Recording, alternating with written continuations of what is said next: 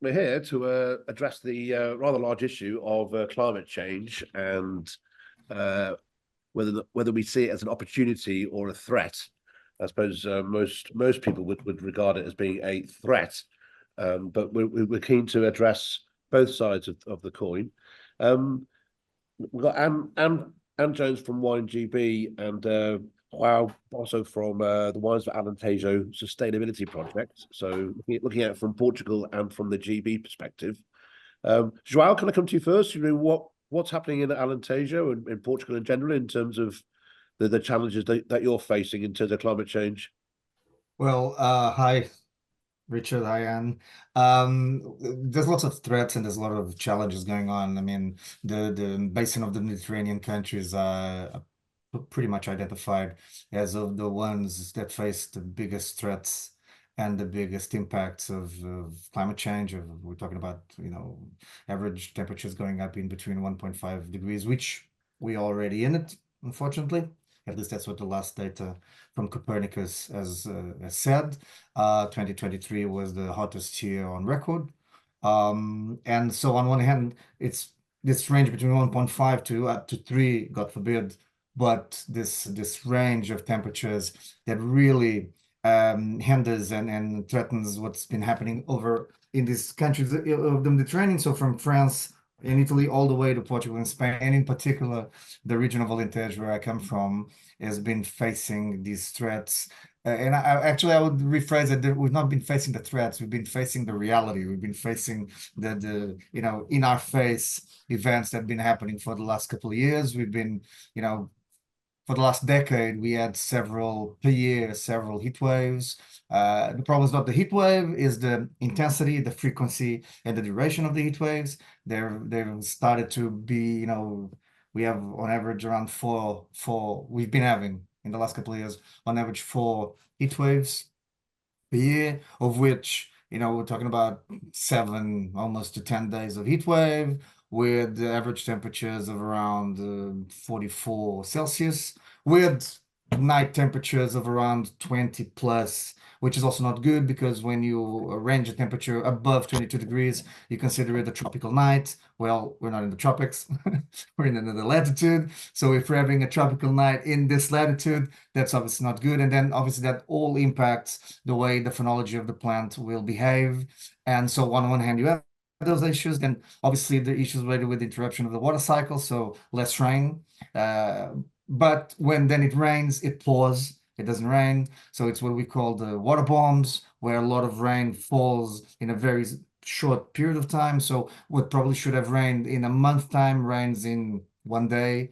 And so obviously then it also has a lot of impacts in the overall society per se, but in particular again in the vineyard. So indeed, these are the issues that we've been facing throughout the last couple of years. So we've been living this. It's not a matter of we had one example or we heard about it. No, we've been going through it literally year after year after year for the last decade, and so not every year, obviously, but on the aggregate a lot of years. So that indeed is what's been happening in Alentejo particularly. And so indeed we are very aware of it, and we also have been working on it in the last couple of years because it's there and we need to deal with it in some way.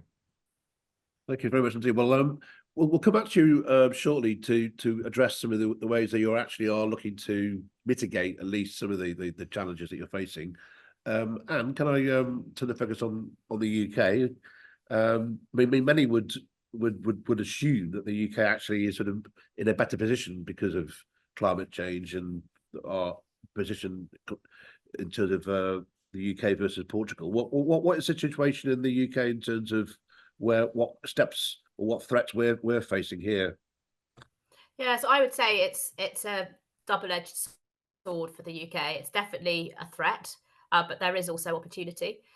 Equally, I wouldn't want anyone to think that in the UK we're sitting looking at this as a looking at climate change as a positive, because very much not the case. At the end of the day, we're a global industry. We rely on each other, and there's no point us having a slightly higher yield here if the rest of the planet is falling apart. So I think it's about how interconnected we all are. Equally, while we're seeing rising temperatures provide some opportunity, The threats, I would say, are threefold. One of which is disease pressure. So we were always wet, and now we're wetter. Climate change is definitely not just about increased temperatures. The rain is a problem, and it always comes at the wrong time. So our biggest disease pressures are mildew, both powdery and downy, and botrytis. The rain is definitely an issue. And also, obviously, we're seeing changes in our harvest time. We're seeing new pests and diseases. And so enabling our vineyards to fight those naturally is actually becoming increasingly difficult. And then equally, we're seeing, I would say it's a mindset shift actually that's needed in terms of climate adaptation. So we've obviously started to create our reputation on sparkling wine, traditional method sparkling, which is being very successful, but we can't afford to be wedded to that, because actually if our acidity levels start to drop, which we're already seeing, actually we need to be making sure that we're planting now and building now to be able to move styles if required.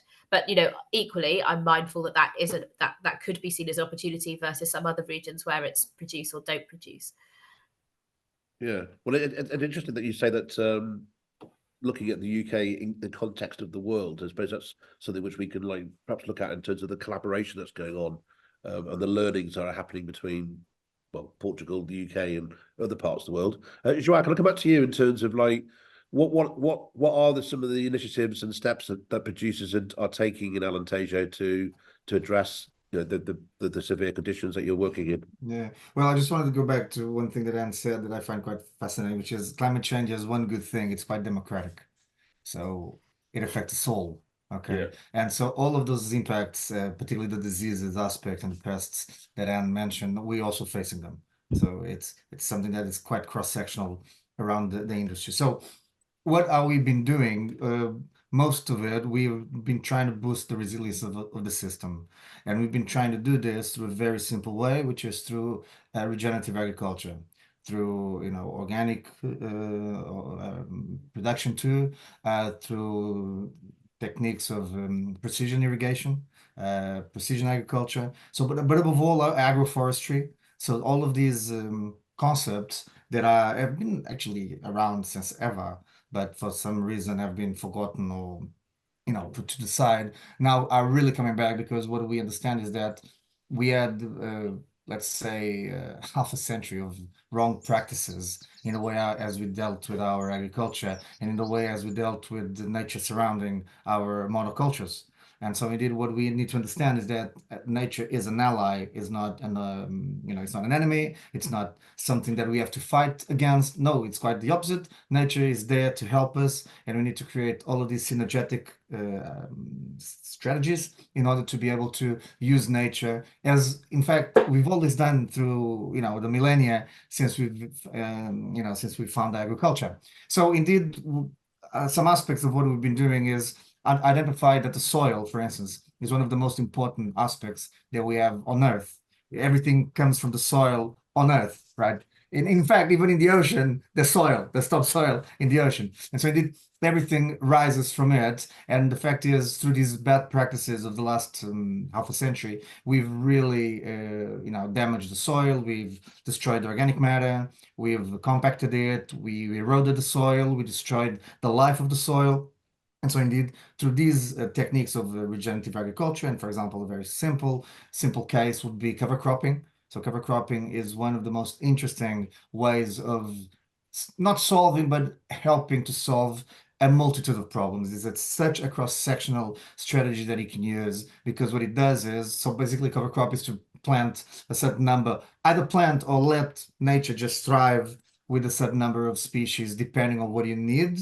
But what this will do is, on one hand, and the most simple example would be the roots of these cover crops will break the soil and allow then for air to go into the soil, water to go into the soil, and microorganisms to thrive in the soil. So indeed, that will help to improve the general overall health and life of the soil. So, but then added to that, it will add nitrates, phosphates, so natural minerals that the soil needs, rather than using artificial, often carbon-based, so hydrocarbon-based fertilizers So we can do this through natural fertilization. At the same time, then if you break the erosion of the soil when it rains, for water to drop, and instead of hitting the surface of the soil and go somewhere else to damage, to basically impregnate through the soil and be retained in the soil in order to create moisture in the soil, that is also very beneficial. And then again, also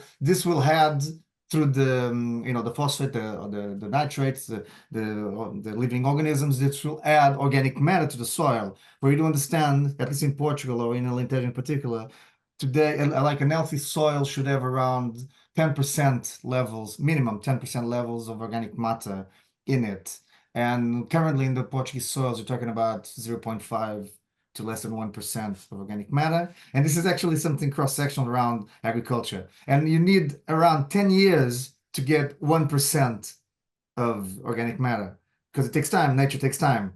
Au contraire of what marketing does to us, nature takes time. And so indeed, all of this and this strategy of cover cropping has all of these aspects that does indeed help to at least boost a little bit the resilience aspect of the system in order to, in the face of a heat wave, for instance, to minimize at least the impact of this heat wave. Fascinating. And it's interesting to say, as you say, it's steps you can take now, but these had to be long-term vision. And the word regenerative is one that keeps coming back all the time. I'm not saying, but basically what João said. I also work for the Regenerative Viticulture Foundation as well as for WineGB, and we also in the UK see regenerative practices as being absolutely key. There are sort of 16 topics that I consider to be an important part of regenerative viticulture, and most of those have just been mentioned. I would say in the UK we're seeing a lot of interest. We're also seeing an understanding that the soil, we have to work in harmony with nature to create a future where the soil, effectively, we need to let the soil do its job. And that can help a lot with water, with nutrition, and everything else that the vineyard needs for our industry to survive. There are principles that can be globally applied, but actually they need to be applied very differently in different climates and in different soil areas. And actually in the UK, for example, we can probably reduce herbicides, but actually, again, coming back to that, at the moment, we need to be investing in technology and precision viticulture and understanding everything that is available from the new science to be able to properly use ancient techniques, I think, because actually we're not going to get rid of mildew in the next 10 years, but we need to find ways of managing it in a way that is sympathetic with regenerative principles, enables people to move towards this future that is regenerative over time, but still enables people to make a crop and make a living.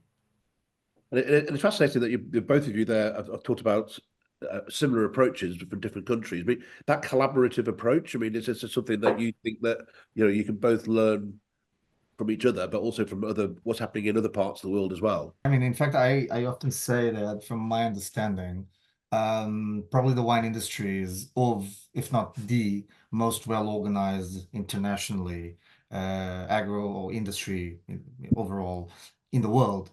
Because indeed there are several. First of all, if you look at it in terms of, for instance, sustainability programs, I can name 7, all fairly good and all very reputable, all around the world. In every continent where you make wine, there is at least 1 to 2 sustainability programs, where obviously then the benchmark is active and constant, and the best practices are pretty much cross-sectional. So one point, the industry is organized in terms of the spearheading the best practices, the beyond compliance, often that it also enforces in the sector by opposition to what a regulatory approach would